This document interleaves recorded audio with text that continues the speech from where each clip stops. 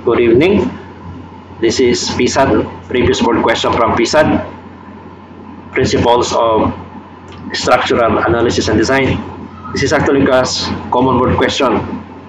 Madalas, no? Lumalabas sa exam. Okay, so let's go. No, sabi dito sa situation, given the following data of the figure shown, P 55 kilonewtons, so nandito siya, ito to. And then your theta is how much? 50 degrees, ito. Then your R, ito, 3.2 meter. And meaning class, this one is a portion of circle. Ang shaft natin, ito, from A to B is a portion of circle. Kasi nga, radius ang binigay. Radius yan, no? So, ibig sabihin, ito, portion ito ng circle. Okay? So, given the points A, B, O lie on the horizontal plane. So, ibig sabihin ng point A, B, O natin, it lies on the same horizontal plane. Okay? So, determine the following. Maximum shear, maximum bending moment, maximum twisting moment at point A. So, dito siya. Now, pag ganitong type of question class, yung pinapahanap sa atin ng maximum shear, maximum bending moment, maximum twisting moment, meron pa isa, axial or normal force. Ang tawag dyan class is internal, diba? Ang tawag dyan ay internal forces. Internal, diba? Internal forces. So there are four. What are they? One is axial or normal. Saan ba ang axial natin naka-define class? We define tayo ang nag-define. We define our axial force parallel to kita di kaunitan parallel to z-axis. We define that our axial force naka-parallel siya sa z-axis. And then second is shear. Okay. So, i-define natin ang shear natin parallel to y. Parallel to y, and then ano pa? Torque or twisting moment, no? Torque or twisting moment, naka-define ang torque natin at saka or twisting moment natin, moment about z-axis. Moment about z-axis, and then the last one is bending moment. Bending moment. Ano bang bending moment natin? We define na ang bending moment natin ay moment about, moment about x and y axis. Okay? So, makikita na naman natin, no? Pag ganitong type of question, pinapahanap sa atin maximum shear, maximum bending moment, maximum twisting moment, meron pa axial force. That is actually class internal forces. So, ang strategies natin, pag ang internal forces ang in required, ang gagawin natin sa structure, dito, hinanganta siya X, Y, Z axis. Okay? So, mang meaning types in question class, internal forces siya. So, ang strategy natin or yung approaches natin sa structure na to, hinanganta siya X and Y, Z axis. But be sure, tandaan natin, ang axial force natin, nakaparallel siya sa z-axis. Ang shear natin, parallel to y-axis. Then yung torque natin, moment about z. Then bending moment natin, moment about x and y-axis. Yun, no? So, gawan natin ng yung structure na to, hinanganta siya x, y, z axis muna. Okay, paano ba? Okay, so saan ba dito ang normal force mo class or axial force? Di ba banda dito yan siya? Yan.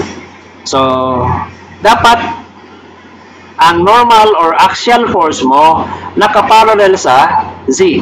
So, ibig sabihin, ang axis dito class, ang axis dito ay dapat z-axis. Okay? Yellow ba? z-axis. Yan. Okay? And of course, ang y natin, of course dito ang y, no?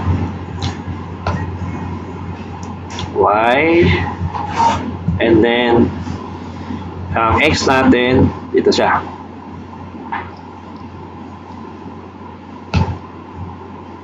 Yan. Ayan. Be sure yung mga axis natin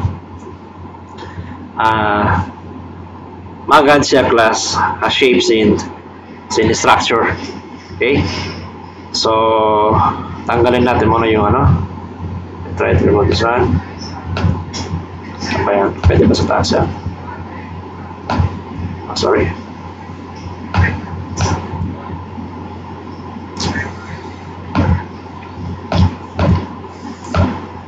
I'm so sorry.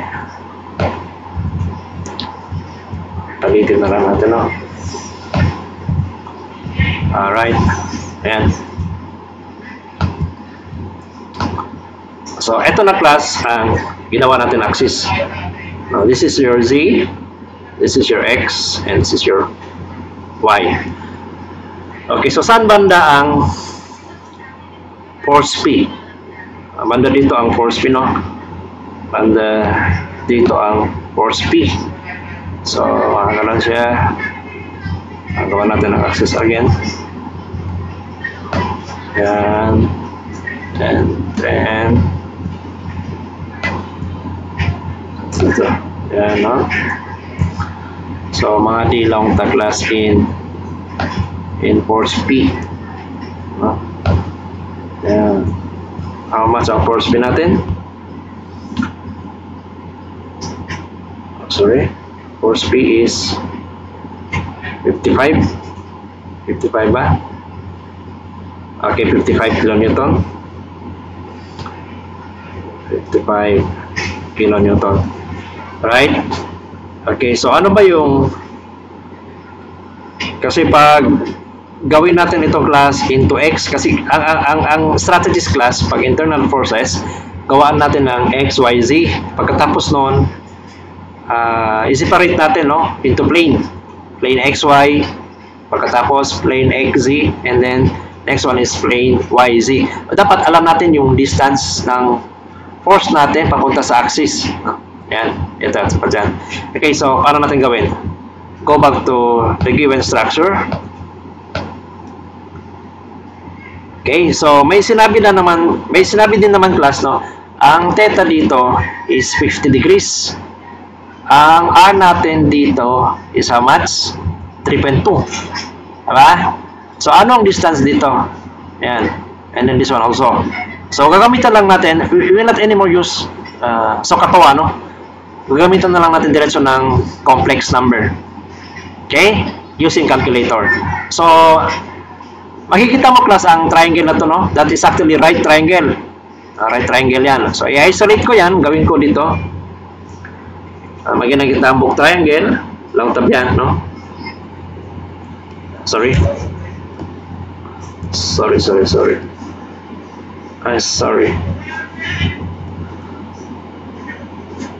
Yan, no? Okay. This is your R. How much? 3.2. Ba? Ito ang 55 ba? O 50. 50 degrees. Ito ang 50 degrees. Okay? And then, ano yung length dito, class? Ano ang length dito?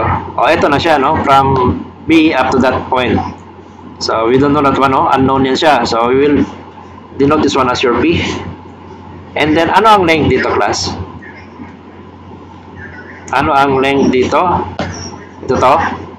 O, from yan, papunta dito. This is actually point O up to this point. So, unknown din, no? We will denote that one as A. O, point A.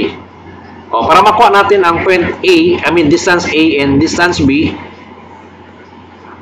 para makuha natin ang length ng A at saka ng length ng B, we will use, diba, supposedly, we will use SOHCAHTOA, yung sine, cosine, and tangent. But, in calculator, Diretso na tayo. Gamitan na lang natin ng complex number. So, to solve for A and B, that is 3.2. Sorry. 3.2 angle 50 degrees. How much kaya? Calculator. Division naka-complex, no? 3.2 angle, angle 50 degrees. Alright. 2.06. 2.45. Picture natin muna.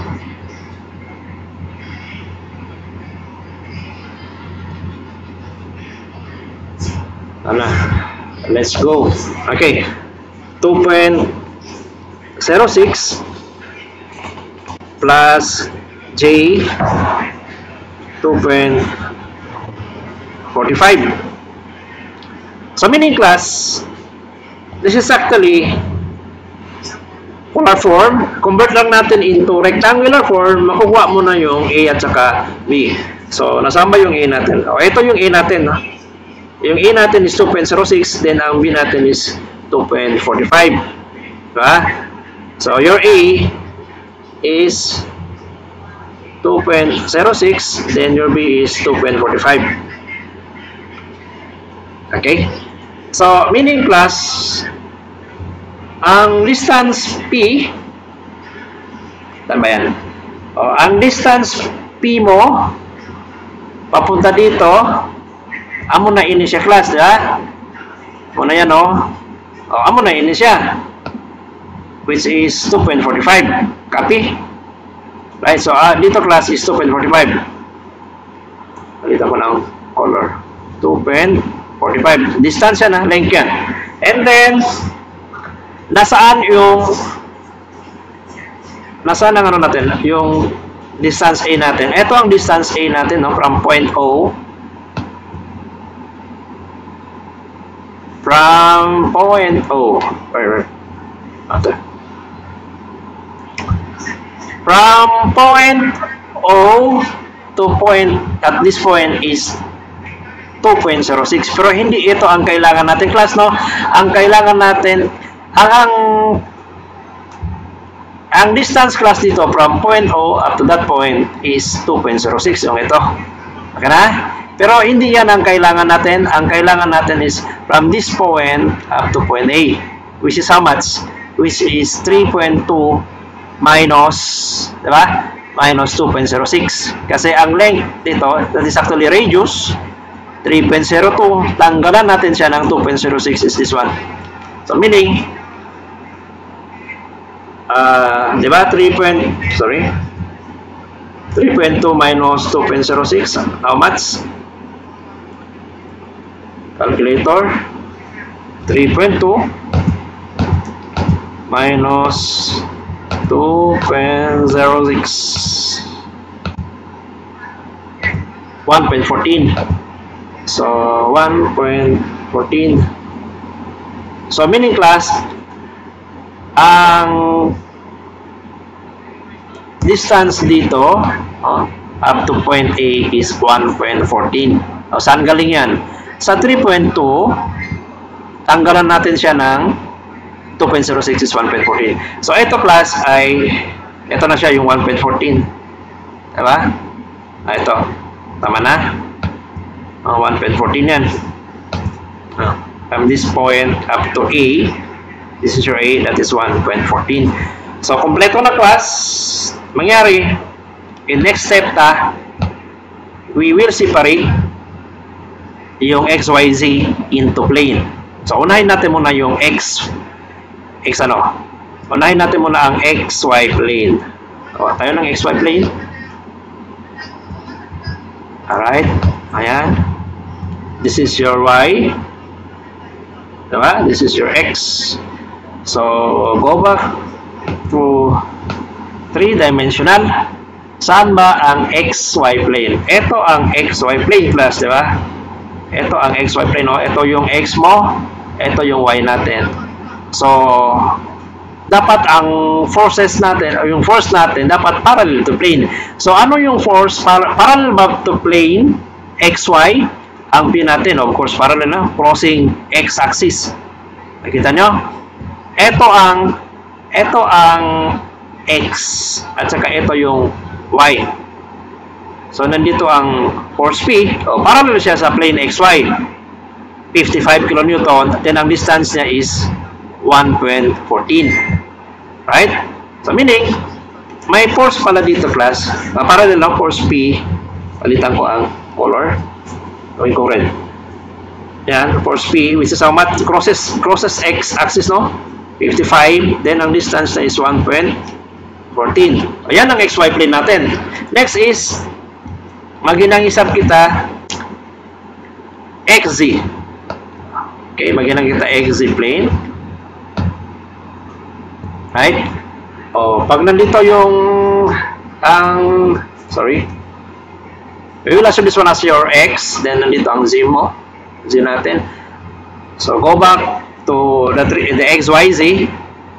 Sasama ang XZ plane. So, ito class ang XZ plane. Diba? Ito ang X natin. Ito ang Z axis natin. So, ito ang XY plane, XZ plane. So, walang parallel na forces sa plane XZ. Diba? Wala. Hindi ito parallel, no?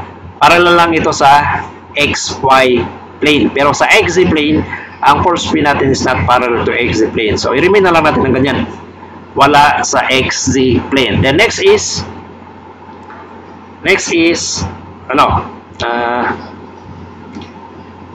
YZ. YZ. Pag inang kita isabsin YZ plane. Right? So, this is your Y. This is your Z. And then, balik kita pa XYZ. So, kita unta bang hakunuin force parallel to XY plane. So, nasama yung XY plane natin. Diba? Ito ang YZ. Ito yung Y. Diba? Ito ang Z. So, ano ang forces? Parallel ba yung force P natin? Of course, parallel, no? Cutting Z axis. Diba? How much is the distance? That is 2.45. Nakita nyo?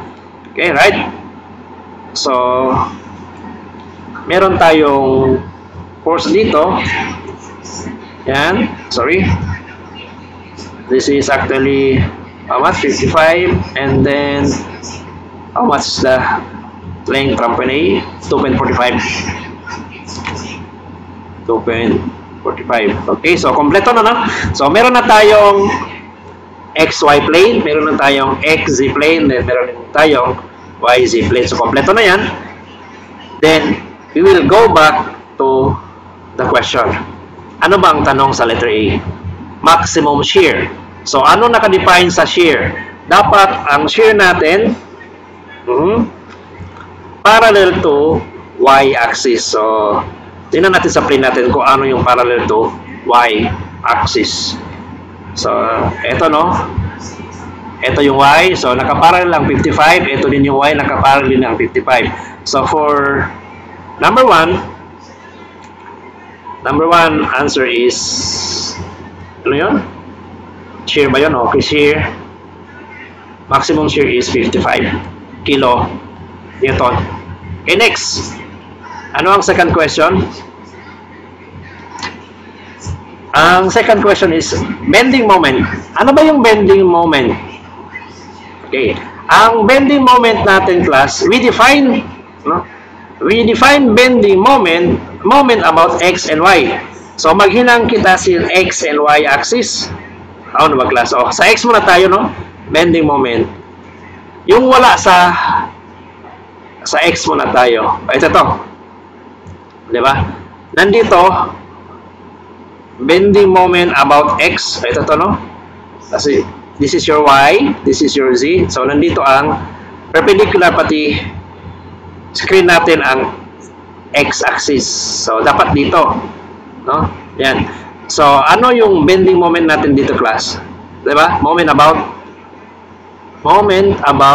X-axis. So, 55 going downward, that is negative 55 times 2.45. Okay, so lagyan natin dito moment bending moment about x, which is negative 55 times, 2.45. How much? Ano yun? 55, no? 55 times 2.45, baby. How much? 134.75. 2.45 ba yun?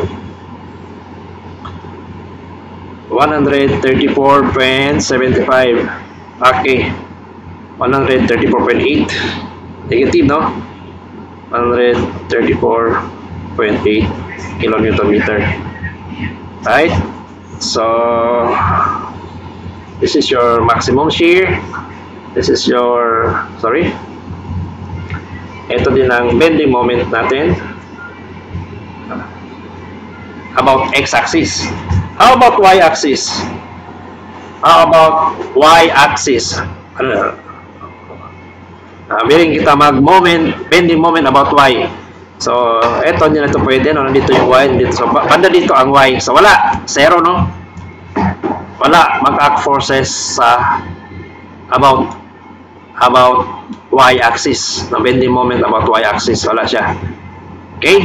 So, maximum bending moment is 134.8 kilonewton meter. Next is,